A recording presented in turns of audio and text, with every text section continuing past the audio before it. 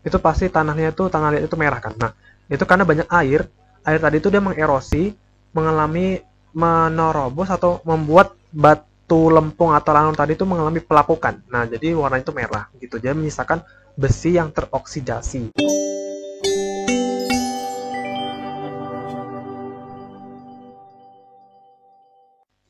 Halo Pokers, selamat datang di channel Pokedu.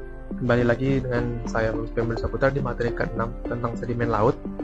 Untuk materi ringkasan oceanografi di materi khusus untuk persiapan KSN dan OSN. Nah, pada materi video ke-6, kita akan membahas tentang sedimen laut. Nah, sebelumnya juga ini udah aku singgung ya, udah di-mention di bagian video sebelumnya, yaitu tentang adanya sedimen laut di abyssal plain. Nah, kita akan bahas lebih spesifik atau lebih mendetail, tapi lebih detailnya lagi itu ada di materi kuliah ya, Oceanography Lecture, bagian materi kuliah di Marine Geology. Ini nggak apa untuk ringkasan doang. Oke, kita lanjutkan. Nah, ini beberapa konsep penting yang harus kita tanamkan terlebih dahulu. Marine sedimen itu intinya dia hasil akumulasi dari darat, bukan akumulasi sedimen yang mengalami erosional di dasar laut itu sendiri. Benar ada akumulasi dari situ, tapi dominannya tuh dari darat gitu. Jadi dia tuh merupakan partikel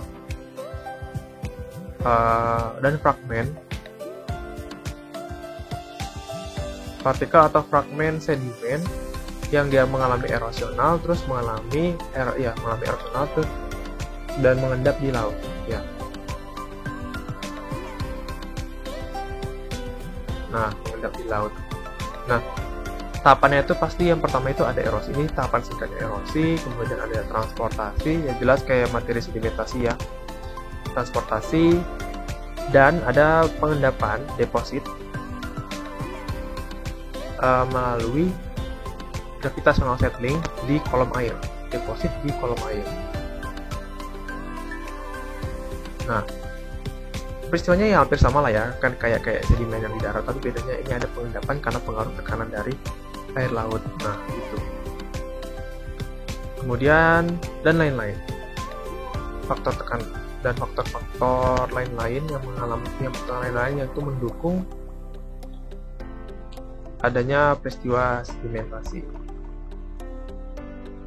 litifikasi, desikasi dan lain-lain. Tapi di sana itu ya desikasi airnya keluar menuju air lagi gitu. Nah, seorang oceanographer itu ya mempelajari oceanografi itu banyak banget manfaatnya guys. Jadi manfaat yang didapatkan atau tujuan dari mempelajari si marine sedimen ini ya, itu karena marine sedimen itu sering merepresentasikan atau menjelaskan beberapa hal. Contoh, dia itu menjelaskan suhu di laut ya, suhu di laut bisa, kemudian adanya simpanan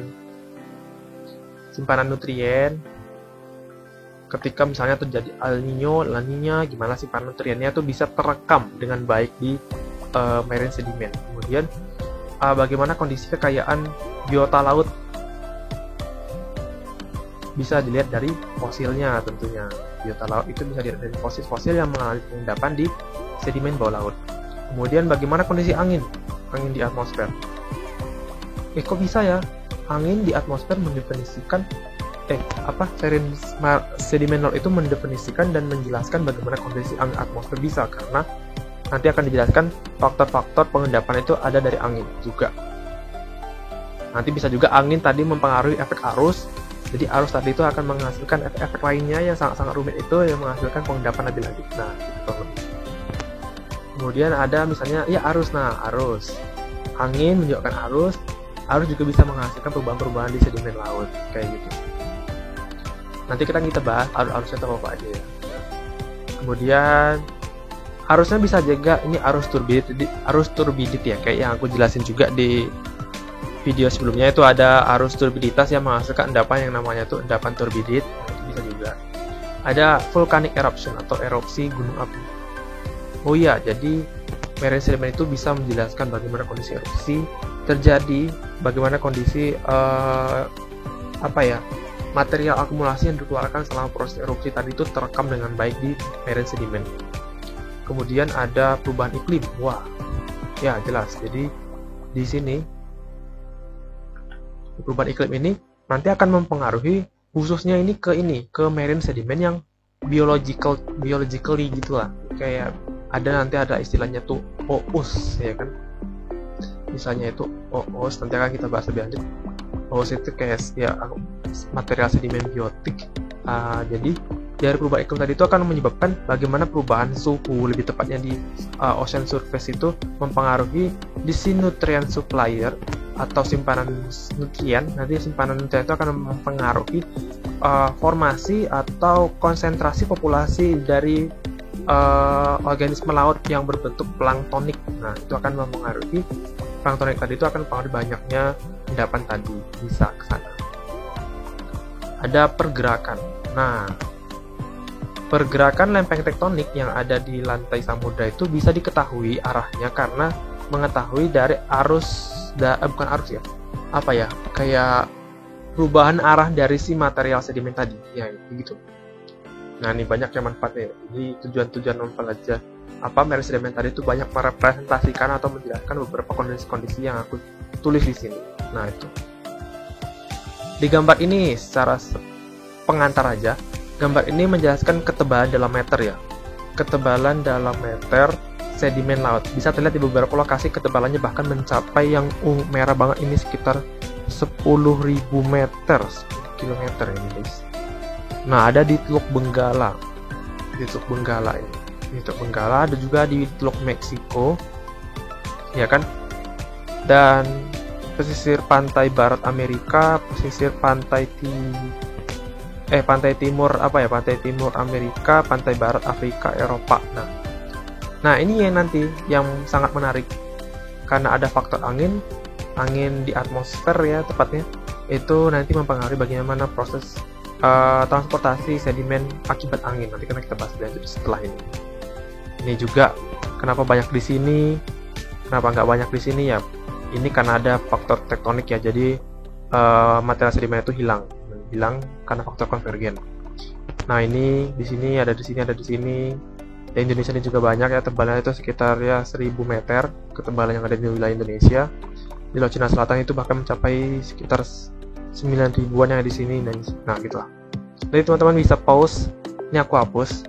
Nah, silakan di pause untuk melihat gambar ini lebih jelas. Nah, ini. Jadi tadi udah sekilas ya mengenai sedimen laut. Kita akan bahas jenis-jenisnya dulu deh. Di situ jenisnya ada 5. Ada namanya itu sedimen litogenik, vulkanogenik, biogenik, hidrogenik, dan kosmogenik.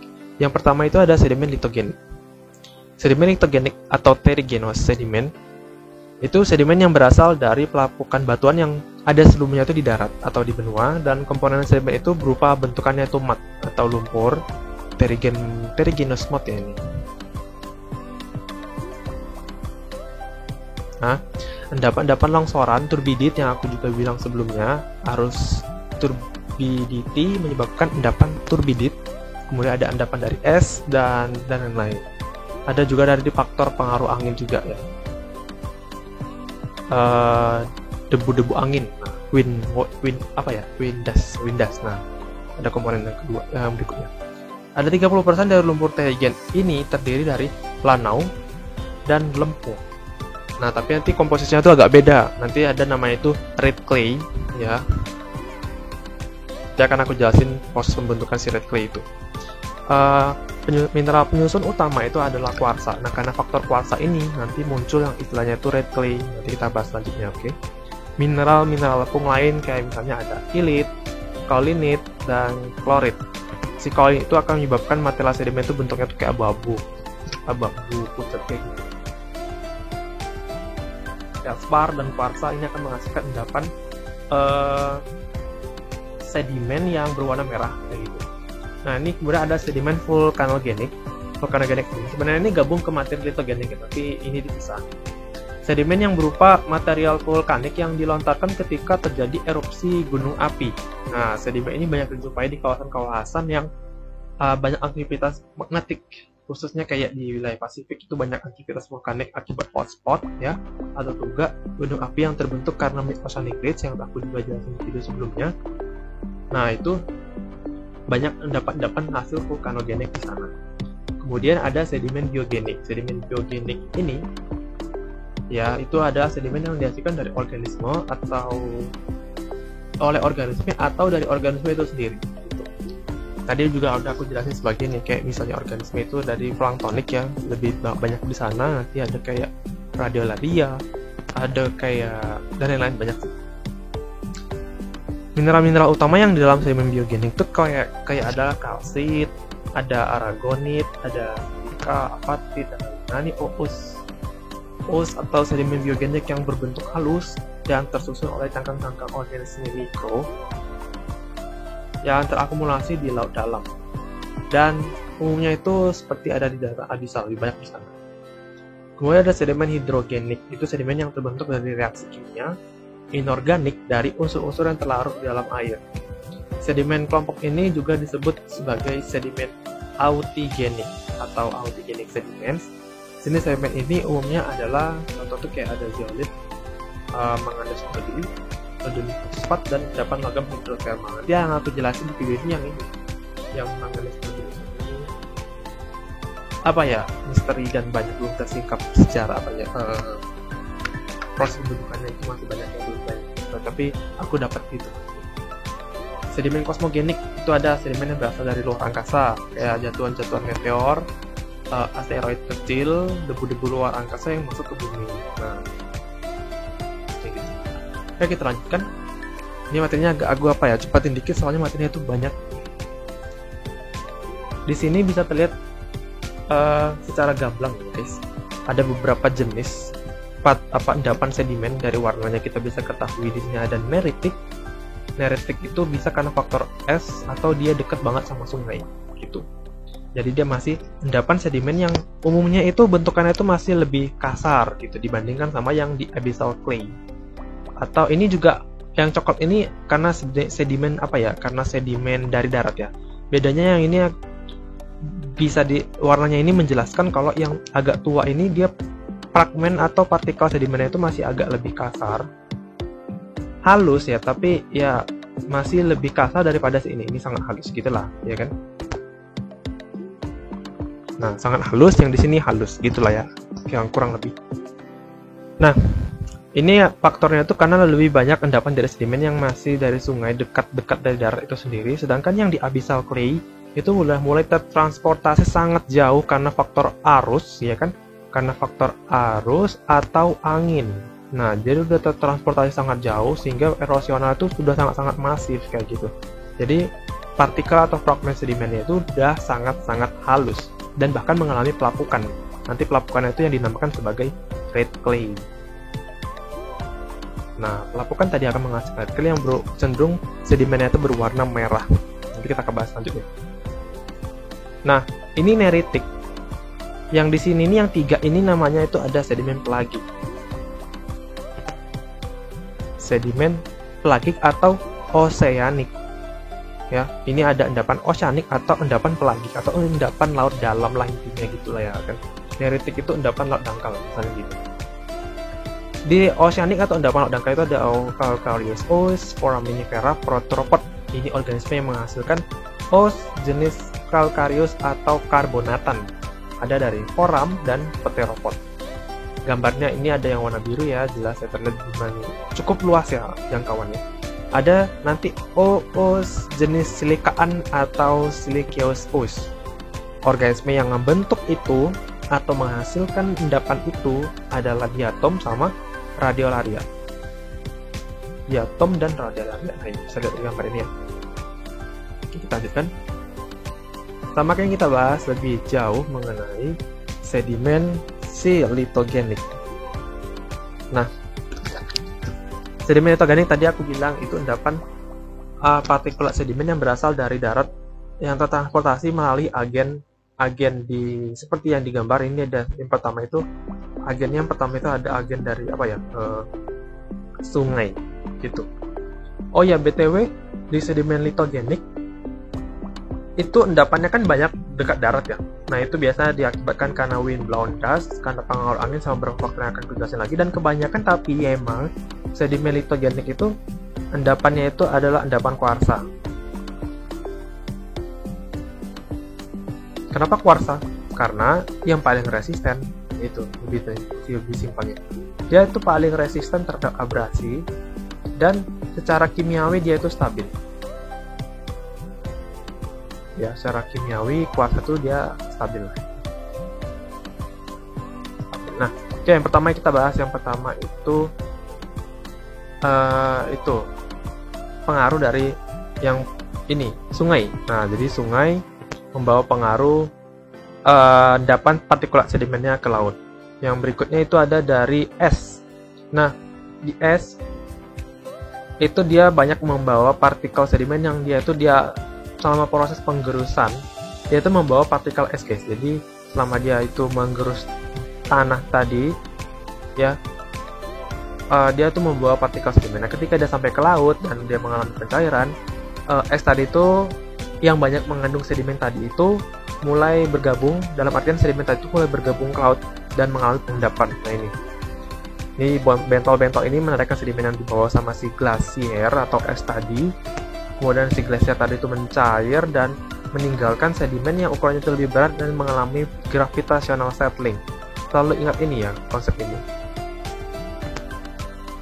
gravitational settling by water column, kolom air ini. Nah, ini endapan itu di sini. Nah, ini endapannya kayak gitu ya. Berikutnya pengaruh dari angin. Ya, es, sungai, ini dari angin. Ini di pantai barat, ya, pantai barat Afrika yang endapannya tadi digambar sebelumnya itu banyak daerah sini. Nah, ini angin-angin tadi membawa gurun partikel sedimen, debu-debu di gurun Sahara menuju Samudra Atlantik karena pengaruh dari angin pasat timur laut. Nah, nanti teman-teman kembali buka yang di bagian sirkulasi global angin dunia di atmosfer, itu angin pasat yang dari timur laut kan itu mengalami belokan ke arah ekuator, ya kan, mengalami belokan ke arah ekuator yang dia itu geraknya itu arah dominan itu ke arah barat. Nah, jadi gurun-gurun Sahara yang ada di sini, partikel sedimen itu kebawa ke sana. Nah, kebawa ke sana gitu. Berikutnya ini dari arus turbiditas. Nah, ini kayak tadi itu ada slope failure, ada initial sliding, mulai terjadinya landslide ya, landslide atau marine landslide. Arus tadi itu akan menyebabkan arus di atasnya atau turbulensi, arus turbulensi. Nah, ketika material tadi sudah berhenti, debris flow tadi kan terus bergerak menimbulkan efek turbulensi di atas dari material ini. Nah, ketika dia sudah mengalami deposit, ya kan, sudah mengalami deposit, arus tadi itu dia mengalami steady current akibat momentum. Jadi dia akan mempertahankan keseimbangan gaya yang telah terbentuk tadi seiring dengan adanya peningkatan percepatan gravitasi juga. Jadi arus tadi itu akan terus turun ke bawah, menyisakan arus tadi, sedangkan endapan depositnya tadi udah berhenti di sini. Nah, arus ini yang terus menggerus nanti. Arus ini juga nanti akan menggerus partikel-partikel yang di sini, akan terus ke bawah sampai ke ujung sana. Nanti kalau telah berhenti, terjadilah endapan yang namanya itu endapan turbidit. Nah, endapan turbidit tadi bentuknya itu bisa berasosiasi sama submarine fan atau nggak berasosiasi juga bisa. Kalau nggak berasosiasi, ya bentuknya material akumulasi sedimen biasa yang nanti bentukannya itu kalau nggak salah ya, struktur sedimennya itu dia double grade gitu, tapi dia lebih dominan ke reverse grade ya, kalau nggak salah. Tapi kalau koreksi kalau nggak salah ya reverse grade, jadi mulai halus terus ke atas dia mulai agak tebal, tapi entah nomor agak tebal reverse grade itu, soalnya itu dia bentuknya itu silang-silang gitu. Silang-silang maksudnya silang-silang gitu, partikel kasar halus gitu.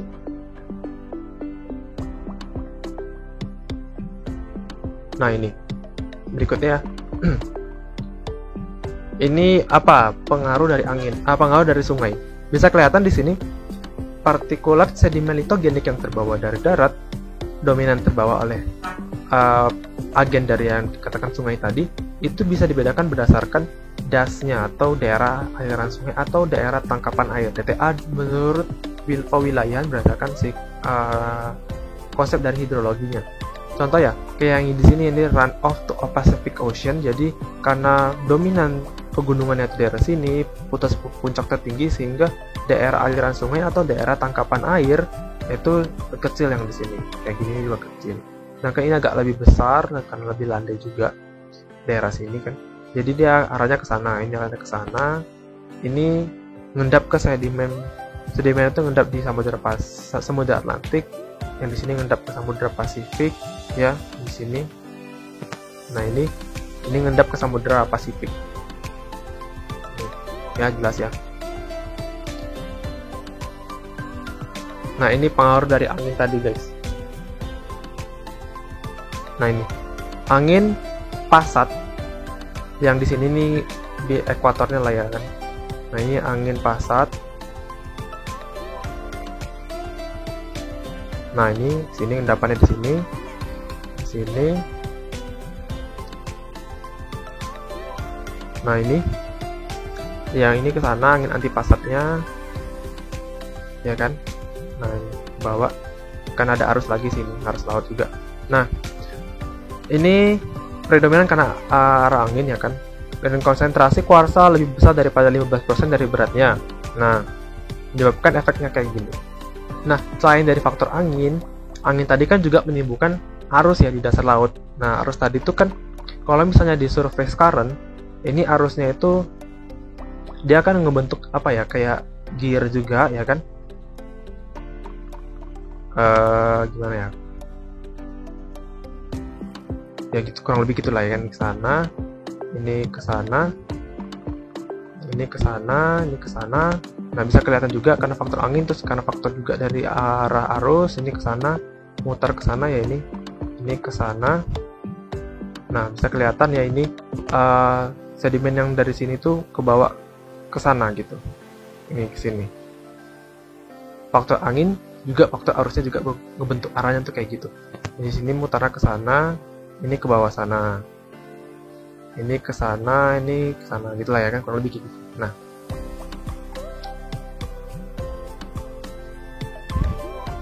ini selanjutnya di sini akan aku jelasin sedikit mengenai perbedaan dari endapan neritik sama endapan plagik. Ya, ini neritik sama yang di sini ada plagik ya. Tapi dalam kasus ini kajian pembahasanku masih dalam bentuk yang di sini, endapan litogenik. Nah, di endapan neritik itu ya, endapan neritik itu biasanya endapannya itu pertama itu dia tipis. Endapannya itu tipis, kemudian dekat darat ya. Kemudian dia itu dominansinya itu dia berbentuk litogenik sempurna. Maksudnya litogenik sempurna itu ya hasil dari endapan sungai, dia langsung mengendap di situ, dia belum mengenai belum terkena proses-proses kayak pelapukan. Kalau di plagik dia udah kena pelapukan gitu. Ini di sini tebal sedimennya, jauh dari darat. Kemudian bentukannya itu udah lebih halus. Ini litogenik dalam bentuknya itu kasar ya maksudnya. Ini litogenik yang udah halus gitu, sudah mengalami proses pelapukan. Nah, di sini dominansi karena bentukannya itu kasar, otomatis otomatis kan massa atau volumenya itu masih lebih besar kan. Nah, jadi pengendapan itu berlangsung cepat. Sedangkan di sini karena bentuknya itu udah sedikit lebih halus, bentuknya itu fine grade sedimen, jadi depositnya itu dia mengalami pengendapan yang lambat. Nah, ini perbedaan antara neritik sama plagik. Tapi secara sederhana, karena dia ini lebih lengkap lagi ya, misalnya si tipis ini ya, endapan neritik tadi kan dekat sama pantai. Nah, itu dia pengaruhnya itu, ini ada lagi pengaruh ya. Pengaruhnya itu karena misalnya karena gelombang laut ya, gelombang laut sedang membawa pasir-pasir kayak kuarsa dari pasir di dekat pesisir, misalnya bisa juga ya dikatakan sebagai beach deposit. Selain karena dari sungai ya, ini selain dari sungai juga ada dari namanya itu beach deposit yang dihasilkan karena pengaruh si gelombang tadi. Nah, ini gelombang laut yang menggerus pantai di coastal area, itu sedimen-sedimen itu terbawa ke laut dan itu dapat dikatakan sebagai use deposit. Secara keseluruhan, wilayah neritik ini dikatakan sebagai, aku buat di sini aja lah ya. Nah ini sini itu dikatakan sebagai endapan continental shelf. Jadi dikatakan sebagai continental shelf deposit. Nah kurang lebih kayak gitu ya. Nah di sini juga ada deposit-deposit lain atau endapan-endapan lainnya, kayak misalnya ada arus turbidit, endapan turbidit sama endapan glasial. Ya pokoknya semua hal yang tadi aku jelasin, kayak ada es, sungai, angin, juga arus turbidit itu di neritik lokasinya. Nah, kemudian untuk yang di pelagik ini dia berasosiasi. Nah, dia berasosiasi sama endapan sedimen vulkanogenik. Karena bentuk dari es itu debu ya. Es dari hasil erupsi gunung api di laut itu dia bentuknya itu lebih halus daripada yang di darat gitu, karena dia udah pengaruh efek tekanan di dasar laut yang cukup kuat sehingga partikulat tadi itu tertekan sedemikian rupa sehingga mengalami pemempatan yang kuat gitu. Jadi bentuknya itu lebih halus dan lebih fine grained lah gitu lah. Kemudian ini pengaruh juga dari angin. Nah, sedimen pelagik itu juga terpengaruh dari angin. Nah, pengaruh dari angin, wind blown dust, sehingga dia tuh terbawa jauh. Nah, terbawa jauh dari darat. Selain dia bisa juga angin tadi tuh menghasilkan endapan di dekat pesisir, kayak misalnya ada di sini. Tapi dia juga bisa menghasilkan endapan yang jauh, kayak yang tadi di Australia sampai sini kan tadi endapan apanya? Endapan apa namanya? Mitogeniknya gitu. Nah, ini yang menyebabkan dia itu terjadi pelapukan karena jauh dari darat. Transportasi jauh dari darat, dia mengalami proses pelapukan. Nah, pelapukan tadi itu dari kuarsa dan feldspar. Kuarsa dan feldspar ya. Nah, itu terjadi namanya itu peristiwa oksidasi besi. Oksidasi besi, atau dikatakan ini berhubungan sama istilah geologi namanya itu mineral leaching. Mineral leaching atau pembocoran atau mineral bocor lah gitu kan. Jadi si kuarsa atau si feldspar tadi itu mengalami pelapukan ya kan, karena dia terlalu lama di air yang dia kadar salinitasnya cukup tinggi, dia terus mengalami pelapukan. Nah, proses pelapukan tadi itu dia mengeluarkan mineral-mineral lain kayak ada kalium, ada kalsium dan mineral-mineral lainnya ya. Dan itu menyisakan mineral sisa. Ya, mineral sisa itu ada dari aluminium sama si besi, tapi lebih dominan si oksidasi besi. Nah, jadi umumnya terbentuklah itu namanya itu red clay. Yang tadi aku juga udah bilang sebelumnya ya, guys. Nah, red clay itu endapan yang warnanya itu merah gitu, merah ya, merah-merah lempung lanau. Mungkin teman-teman juga udah pada tahu kalau di red clay ini juga ada di darat ya guys, jadi nggak hanya di laut. Mungkin yang di wilayah pesisir atau pernah ikut lihat orang bangun sumur, itu pasti tanah liat itu merah kan. Nah, itu karena banyak air tadi itu dia mengerosi, mengalami menerobos atau membuat batu lempung atau lanau tadi itu mengalami pelapukan. Nah, jadi warna itu merah itu, dia menyisakan besi yang teroksidasi gitu. Lempung merah itu kayak gitu proses pembentukannya. Itu juga ada di laut, red clay ini juga ada di laut. Kayak gitu ya kurang lebih ya. Jadi,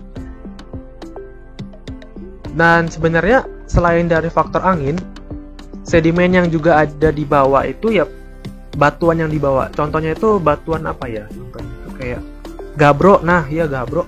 Gabbro itu banyak apa ya? Batuan gabbro itu banyak batuan kuarsa atau mineral kuarsanya.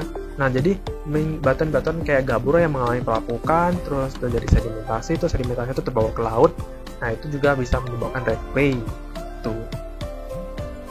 Itu salah satu contohnya, salah satu contoh batuannya ya, gitu. Contohnya aja. Banyak sih contoh batuan lainnya, banyak kandungan kuarsanya banyak banget. Nah, berikutnya ini di bagian sedimen biogenik. Kecepatan. Di sedimen biogenik itu ada dua. Ada yang kalsium karbonat, ada yang silika. Di sini yang pertama, yang di bagian yang bagian calcareous ose atau kalsium karbonat ini dari kandungan CaCO3, sedangkan yang disilikai kandungan dari CO2 atau kuarsa atau silika juga bisa. Untuk mikroskopik protozoanya itu adalah foram. Ya, jadi yang pertama itu ada foram itu yang ini. Foram, kemudian ada kokolitofor yang kayak gini.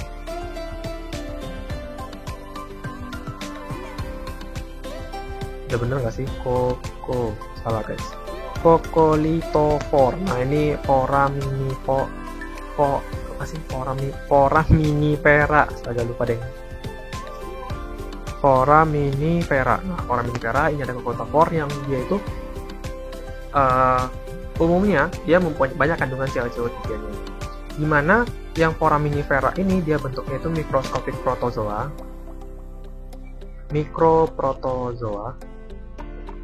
Sedangkan yang di kokolitofor itu merupakan mikroskopik alga. Mikroalga. Ini sebenarnya bakalan jauh banyak banget dibahas organisme bawah itu di oceanografi biologi ya, di oceanografi lecture. Seru belajar biologi tapi di laut kebumiannya gitu. Nah, kemudian untuk yang di silikaan itu ada nanti gambarnya itu kayak yang ini, gambar yang di sebelah sini yang kayak jagung ini namanya diatom. Yang ini namanya radiolaria. Nah, sama kayak komposisi kokolitofor sama si foraminifera ini, diatom ini dia bentukannya itu mikroskopik tunggu, diatom apa radio? Salah guys, ini mikroskopik alga, sorry. Diatom itu mikroskopik alga, sedangkan radiolaria itu dia tergolong sebagai mikroskopik protozoa. Nah, protozoa. Jadi di kokolitofor mikroalgae, mikroprotozoa, alga, mikroprotozoa. Nah, pertama kita bahas yang di kalsium karbonatan. Jadi di sini di gambar selanjutnya aja. Nah, ini gambar pasti sudah tidak asing ya, ada istilah ini nanti. Nah, untuk calcareous ose dan endapannya itu ada nama istilahnya itu CCD atau calcite compensation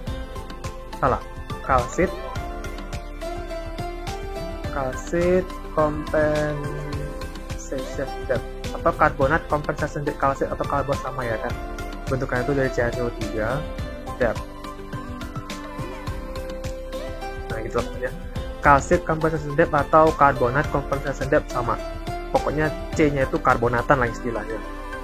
Nah di sini untuk CCD itu dia atau calcareous ose, ini calcareous ose itu dia terbentuk di wilayah yang perairannya itu pertama itu hangat ya, ini warm water organisms, dia hangat. Terus ada tuh terbentuknya itu hanya di perairan dangkal. Perairan dangkal ini dalam artian batasnya itu ini ya, batas CCD itu dangkal tuh dalam arti ini ya sampai batas CCD itu sekitar lebih sedikit lah 4000 meter. Nah, lewat dari itu tidak ada endapan calcareous ose karena dia tekanan cukup tinggi sehingga dia tidak bisa tersolusi. Dia nggak bisa tersolusi karena tekanan tinggi ya kalau nggak salah, dan juga dingin, jadi dia tuh terdisolusi atau mengalami solution, itu dia menjadi larut gitu. Nah, untuk di wilayah yang hangat tadi dia menjadi jenuh. Nah, sifatnya menjadi jenuh. Sedangkan kalau udah lewat CCD, dia sifatnya sudah tidak jenuh lagi, alias ya dia tersolusi di perairan itu kayak gitu. Nah, gitu ya kurang lebih. Nah, sini tuh peristiwanya kayak gini. Si calcareous ose mengalami pengendapan biogenosedimen bergabung dengan phenetogenik ya, bergabung karena phenetogenik komposisinya lebih banyak. Dia tuh jatuh ke bawah kan. Yang CaCO3 yang kita kasih warna biru ini ya. Nah, turun ke bawah. Ya kan, turun ke bawah. Terus karena dia udah lewat CCD itu ada yang di sini. Dia nggak bisa lagi terbentuk endapan calcareous di wilayah lewat dari 4000 meter atau lewat dari batas CCD ini. Jadi dia larut, menyisakan abyssal clay sebagai bentuk endapan yang menyisainya gitu. Jadi otomatis struktural lithostratigraphy itu ada endapan karbonatan, endapan sedimen gitu. Jadi yang menyisakan di sini hanya tinggal tersisa endapan abyssal yang calcareous ose-nya tuh tersaring. Nah, di sini nanti gambarnya setelah materi selanjutnya ya. Ini bagian silikaan juga kasusnya sama.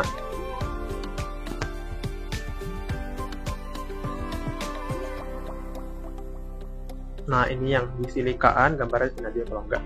Yang di silikaan ini ya, yang dari diatom sama dari radiolaria tadi yang menghasilkan endapan siliceous ose ya. Itu bisa kita kasih gambar kayak misalnya yang radiolaria itu warnanya hijau, atau gambar yang di sebelah juga bisa sih. Nah, ini gambar sebelah ini juga bisa. Nah, ini aja kalau enggak ya. Nah, siliceous ose atau SiO2-ose itu dia terbentuk umumnya karena adanya nutrien. Jadi si radiolaria sama si diatom ini akan banyak, produktivitasnya itu cukup tinggi ya. High productivity of silica secreting organism ini muncul atau ada gitu ketika terjadinya peristiwa upwelling atau full water. Jadi dia hanya bisa terbentuk kebalikan dari si calcareous tadi. Si siliceous ose itu hanya bisa terbentuk di wilayah yang lautnya itu bersuhu dingin tuh, bersuhu dingin ya. Jadi si waternya itu dia menjadi lebih apa ya, kalau di laut hangat tuh dia nggak jenuh gitu, kalau misalnya di laut dingin dia tuh jenuh. Nah, kalau nanti kayak gitu ya teman-teman. Jadi ketika dia mengalami pengendapan masih di wilayah yang masih katakan hangat, itu batas CCD itu atasnya itu hangat, di bawahnya itu dingin gitu kan. Si siliceous ose itu dia nggak terbentuk di sini, ya nggak terbentuk di sini. Dominan yang terbentuk hanya CaCO3-ose. Ketika dia melewati CCD, mulai terbentuk si siliceous ose gitu, karena suhunya udah sangat hangat dan itu cocok sama lingkungan pengendapan untuk siliceous ose gitu. Lebih kayak gitu lah ya. Itu CCD. Ini gambarnya juga sama kayak yang tadi. Nah, itu kenapa terbentuk kayak pembedaan ketinggian ini, karena dari ini ketinggian dari si plasmid oceanic ridge.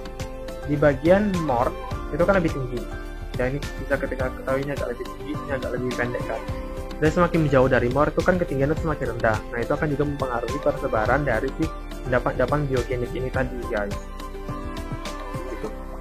Nah, ini bisa lihat ya gambarnya, kayak misalnya ini tuh karena ada arus Peru kan. Arus Peru tuh cenderung karakteristiknya itu dia menghasilkan suhunya itu dingin, sehingga suhu dingin tadi akan menyebabkan radiolaria dan diatom itu kaya gitu. Si radiolaria ini kaya di sini di wilayah ekuator endapannya. Sama kayak misalnya di daerah kutub kan suhunya tuh dingin ya. Nah, ini suhunya dingin, jadi itu terbentuk diatom kayak gitu. Ini yang koram, yang calcareous ose itu terbentuk hampir di seluruh samudra karena dia terbentuknya itu masih di atas CCD wilayahnya. Nah, ini untuk wilayah persebaran dari si kalsium karbonat kontennya, kayak misalnya udah makin ke bawah, ini katakan batas CCD terakhir lah ya, bisa kita katakan seperti itu, karena ketika udah makin ke sana dia udah nggak ada lagi kan, dia udah tergantikan sama si endapan kayak misalnya endapan si silika atau endapan dari litogenik. Nah, endapan litogenik sama endapan silika ini sini lebih dominannya tuh endapan si calcareous atau karbonatan ini juga. Ini juga persebaran bisa dicek di sini ya, post komersial mau dilihat. Nah, ini sedimen hidrogenik. Untuk sedimen hidrogenik itu dia itu endapan yang mengalami presipitasi atau presipitasi ya kan, langsung dari si air laut. Jadi kayak hasil reaksi kimia dari si air laut tadi itu menyebabkan ada perubahan unsur kimia yang menyebabkan endapan. Nah, endapan tadi tuh contohnya itu ya si manganus nodul ini. Nah, manganus nodul bisa juga mengalami proses-proses kayak evaporit, karbonat inorganik, atau sulfida besi. Nah, kayak gitu. Terdistribusi secara meluas di seluruh samudra juga ada si manganus nodul. Jadi manganus nodul itu kayak bentukannya itu kayak apa ya, bulat-bulat gitu, tuh ada rongga-rongga di dalamnya. Ada 4 tahap, 3 ya. Hydrogenic nodul, ada jenis hydro and diagenetic nodul, terus jenis ketiga dikatakan sebagai diagenetic nodul, yang ini disesuaikan terhadap kedalamannya dan jenis sedimen di mana dia terbentuk. Kayak misalnya di bagian sini tuh wilayah yang consolidated sedimen atau sedimen-sedimen yang berbentuk padatan, porosnya itu lebih kecil gitu. Sedangkan di bagian di sini udah makin ke bawah, itu sedimennya sudah makin porous atau berongga gitu. Kayak gitu ya. Ini ada sedimen kosmogenik. Sedimen kosmogenik itu pokoknya yang berasal dari ekstraterestrial ya guys. Nah, bisa dilihat ini adalah kasus kejadian peta di mana si asteroid atau meteorit jatuh ya. Ini menggunakan satuan energi. Satuan energi ini bisa diasosiasikan sebagai massa gitu, sebagai massa si asteroid. Makin gede berarti massanya makin, gambarnya bulat-bulat ini makin besar, ya massanya semakin besar lagi gitu. Yang biru itu terjadi pada malam hari, yang kuning itu intrusi atau masuknya asteroid atau meteor tadi itu terjadi pada siang hari gitu. Nah, umumnya endapan kosmogenik itu berbentuk sebagai endapan tektite glacier. Jadi ini katakan sebagai bentukan yang mirip obsidian berbahan apa ya, tektite lah gitu. Umumnya mengandung unsurnya itu ada unsur besi dan unsur nikel ya. Unsur besi dan unsur nikel yang berbentuk dari si mikrometeorit. Nah, mikrometeorit umumnya ditemukan di laut dalam, di mana biasanya sedimen itu terakumulasi sangat-sangat lambat kayak gitu. Jadi umumnya berbentuk di sini ya, cuma itu lah ya. Nah, itu. Nah, kurang lebih itu penjelasan tentang sedimen. Ini penjelasannya sangat panjang karena sebenarnya itu ini materinya sangat-sangat luas, dan aku juga ngerangkum ini sangat-sangat lama ya guys, ngerangkum materi ini karena materi itu sangat-sangat luas dan aku bingung gitu mau ngasih materi apa, karena tuh menurut aku penting semua gitu. Jadi ini beberapa rekomendasi materi yang aku sarankan untuk materi sedimen laut gitu. Oke, terima kasih atas perhatiannya dan juga bagi yang sudah menonton sampai akhir dari video ini. Jika ada kurang, mohon maaf.